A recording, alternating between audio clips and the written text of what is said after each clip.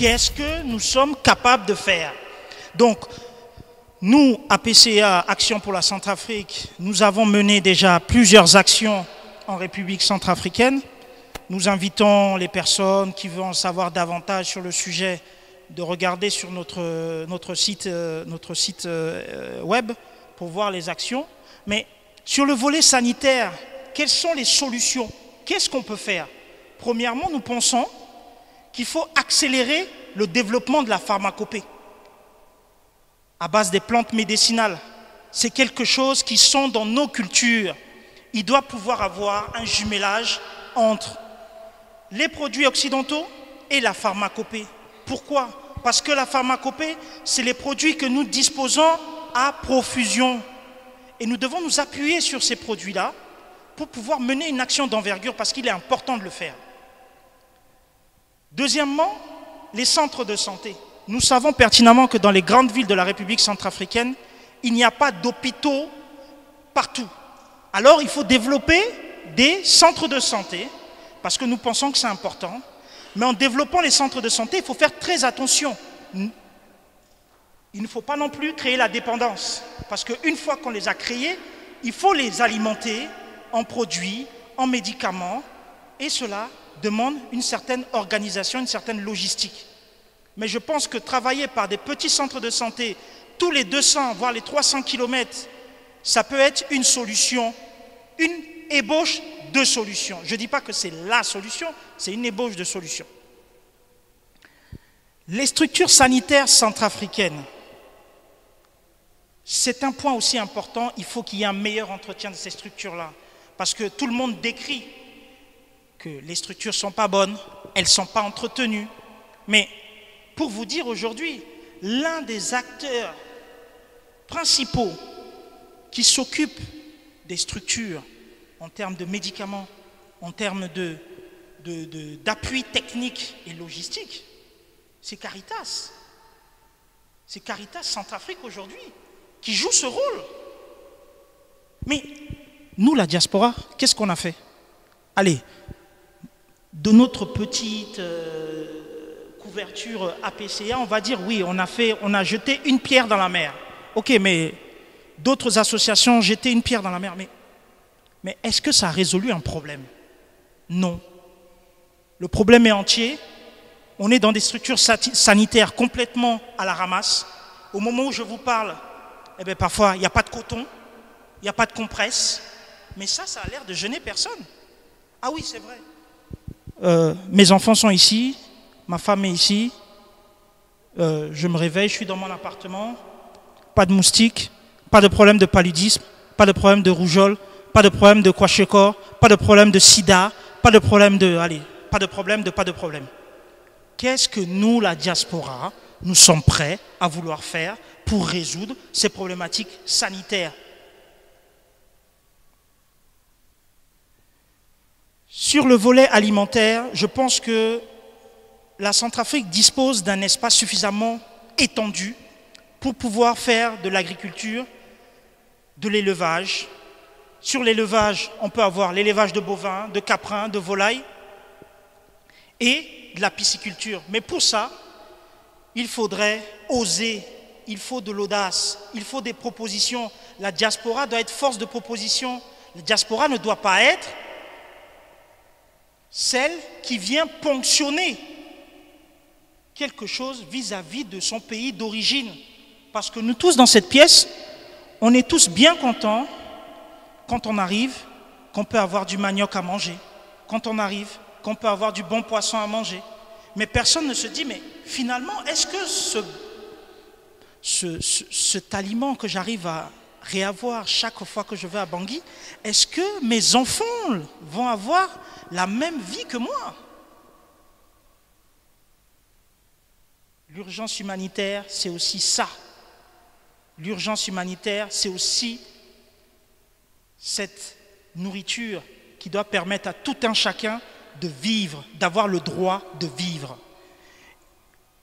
Récemment, en farfouillant sur Internet, nous avons pensé qu'il faut quand même expérimenter des nouvelles techniques de conservation des produits parce que nous pensons que c'est important, en province surtout. J'insiste et je mets le doigt sur la province parce que nous pensons que c'est là où l'urgence humanitaire est beaucoup plus importante. Il y a également l'expérimentation de nouvelles farines pour les enfants. Nous avons vu que la malnutrition infantile est l'un des fléaux les plus graves de la Centrafrique. Et ça va creuser encore le problème intergénérationnel. Et ça va creuser encore le fossé de la Centrafrique parce qu'on n'aura pas suffisamment de liens entre générations pour que la transmission du savoir, la transmission de la connaissance, la transmission du patriotisme, la transmission du savoir-être, la transmission du savoir-vivre puisse finalement avoir lieu. Et ça risque d'être un problème qu'il faut tout de suite observer et être sûr que nous n'allons pas tomber encore en décrépitude totale. Et je préfère insister sur ce sujet parce que c'est aussi une urgence.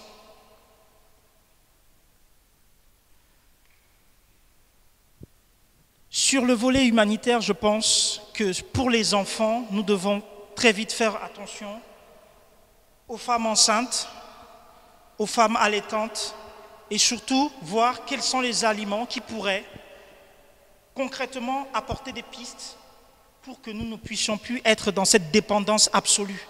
Parce que là, la dépendance, elle est vraiment énorme.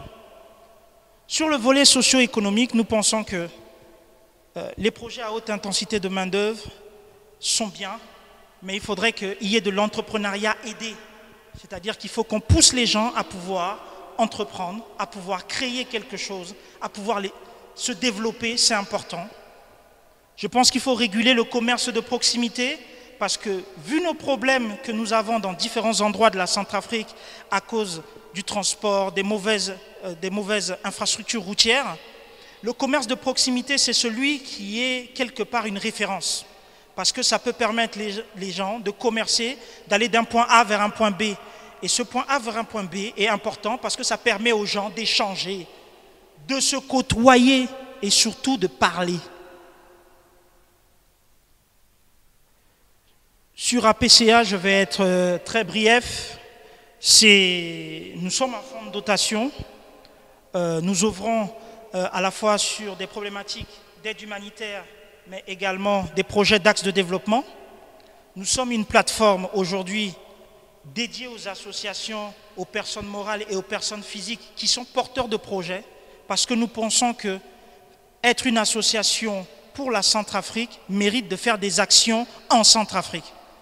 Être une association centrafricaine en France pour faire des actions en France, ça ne nous intéresse pas, mais par contre, nous sommes prêts à travailler avec les associations, à les interpeller sur leur statut. Parce que souvent, les associations centrafricaines mènent beaucoup de choses dans leur statut et ont du mal à pouvoir aller faire ces projets en Centrafrique. Nous pensons, en tout cas, nous avons un slogan qui dit « Notre unité, c'est notre force », qui fait partie d'un mot très connu en Centrafrique. Et je réinsiste et je signe, la diaspora centrafricaine doit jouer un rôle dans la reconstruction de la Centrafrique, dans la résolution de ces problèmes humanitaires. Aujourd'hui, sur les 98 ONG, seules 2 sont centrafricaines. On a JUPEDEC et on a Caritas. Voilà les seuls qui travaillent aujourd'hui pour la Centrafrique. Mais nous, les Centrafricains de la diaspora, qu'attendons-nous pour pouvoir être les meilleurs acteurs de ce conflit, les meilleurs acteurs de cette crise? Qu'est-ce que nous sommes prêts à faire? Ensuite, nous pensons, d'une manière expérimentale, que pour toute action en Centrafrique, il faudrait quand même, compte tenu du contexte, faire des missions d'évaluation. C'est important, parce que beaucoup de gens n'ont pas touché du doigt ce qui se passe. Il faut aller sur le terrain, il faut aller visiter les hôpitaux, il faut aller dans les quartiers, circuler et voir pour se rendre compte que les personnes sont vraiment en détresse et que même à Bangui, la situation est très, très, très compliquée. J'en passerai pour ceux qui ont la possibilité de nous contacter et qui souhaiteraient soutenir nos actions. Toutes ces infos se trouvent sur notre site.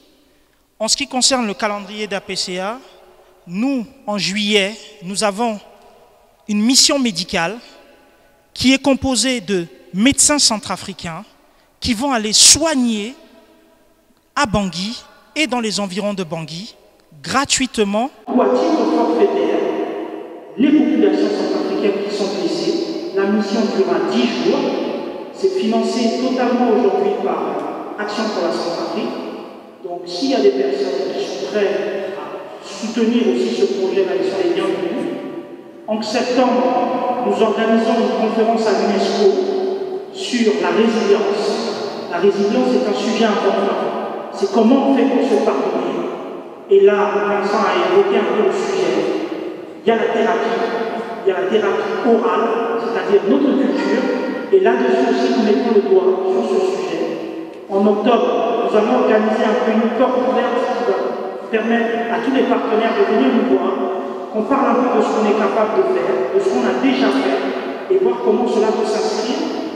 Et en novembre, nous avons démarré notre projet de réhabilitation des écoles, puisque dans le projet d'APCA, nous avons choisi l'école Asana comme base de référence pour commencer à réhabiliter cette école afin de pouvoir doter l'école en cahiers, en gros en fourniture scolaire, mais également réhabiliter les classes et tout ce que nous pouvons en tout cas faire pour que cette école se relève et qu'on montre aux enfants de Centrafrique que nous ne les avons pas oubliés.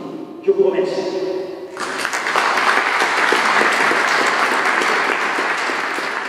Restez connectés pour découvrir l'intervention de Madame Lucie Agbo, présidente de Femmes Debout Ilondoma.